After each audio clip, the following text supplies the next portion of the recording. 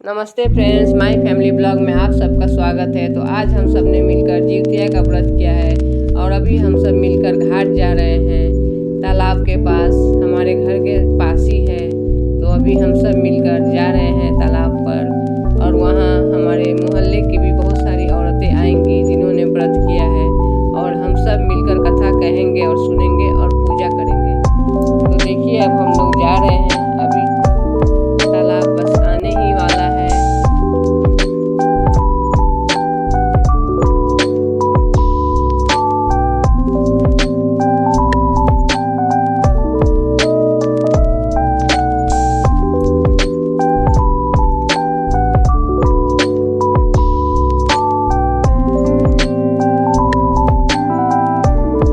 देखिए, हमारा तालाब आ गया है। अब हम लोग मिलकर यहाँ पर पूजा करेंगे। अब सब कोई अपना अपना प्रसाद जो लेकर डाला में आए थे रख दिए हैं और अभी लोटे में जल भरकर और उसमें उसके ऊपर नारियल रखकर उसको कुश की आकृति दे देंगे और फिर उसमें हम लोग फल प्रसाद जो भी हम लोग लाए हैं सब चढ़ाएंगे और सिंदूर से टीका भी करेंगे। फिर हम लोग लोटे में जो जिउतिया हम लोग लाए हैं वो लोटे में पहना देंगे और पूजा हो जाने के बाद फिर हम लोग गले में धारण करेंगे। और अभी सब कोई पूजा कर रहा है, प्रसाद चढ़ा रहा है, फल चढ़ा रहा है और पूजा कर रहा है। और पूजा के बाद फिर हम लोग सब मिलकर हाथ में फूल लेकर और चना मटर भी लाए हैं वो भी चढ़ा देंगे और हाथ में लेकर फिर हम सब कथा सुनेंगे। तो चलिए, मैं एक कथा आप लोग को सुनाती हूँ। करी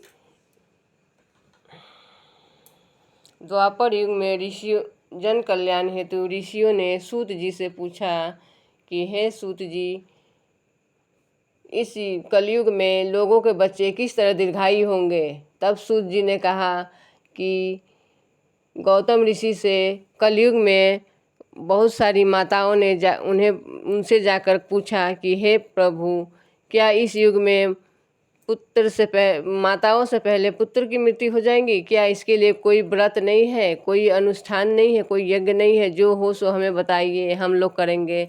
तब गौतम ऋषि ने कहा कि जब महाभारत का युद्ध हुआ था तो उस समय पांडवों के पुत्र को अश्वत्थामा ने मार दिया था। उसके बाद पांडव और द्रौपदी माँ बहुत दुखी हुई थी। तब द्रौपदी माँ अपनी सखियों के संग ब्राह्मण धौम्य के पास गई और उनसे जाकर पूछा कि आप हमें बताएं कि हम अपने बच्चों को दीर्घायु कैसे करें।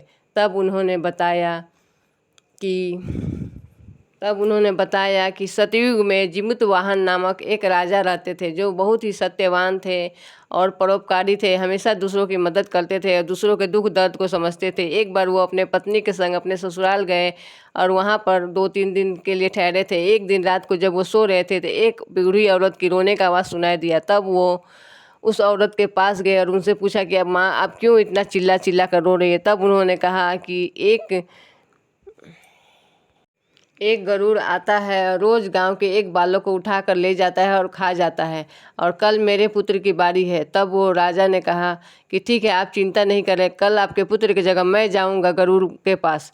और राजा चले गए और जाकर लेट गए। तब गरुड़ जब उसे खाने लगे तो राजा न छटपटाए न चिल्लाए, कोई आवाज़ नहीं किया। तब गरुड़ बोले कि ये कौन इंसान है जो न चिल्ला रहा है न कोई आवाज़ कर रहा है। तब उससे पूछा कि तुम कौन हो? तब वो बोले कि आपको इससे क्या मतलब, आप अपने भूख को शांत कीजिए। तब भी गरुड़ बोले नहीं, तुम कौन हो बताओ, तुम बहुत भले मानुस लग रहे हो। तब उन्होंने बताया कि मैं एक बूढ़ी माता के रोने के चलते उनके पुत्र के जगह पर आया हूँ, आप मुझे खा लीजिए और अपने भूख को शांत कीजिए।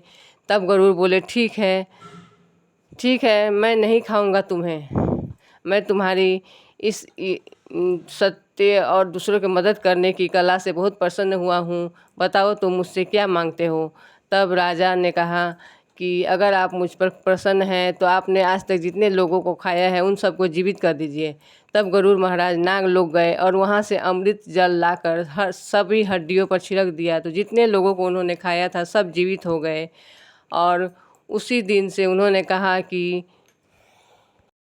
आश्विन मास के कृष्ण पक्ष के दिन जो लोग कुश की आकृति बनाकर आपकी पूजा करेंगे तो उनके बच्चे दीर्घायु होंगे और अष्टमी के दिन पूजा करेंगे और सारा दिन उपवास करेंगे, निर्जला व्रत करेंगे और नवमी के दिन पारण करेंगे और इस तरह से वो अपने बच्चे को दीर्घायु करेंगे। इसलिए अब सभी ये व्रत करते हैं। ये व्रत बहुत ही माताएं अपने बच्चों के दीर्घायु होने के लिए करती हैं। ये व्रत सभी माताएं अपने बच्चों के दीर्घायु होने के लिए करती हैं। आप लोग को मेरा ये कथा कैसा लगा प्लीज़ कमेंट करें।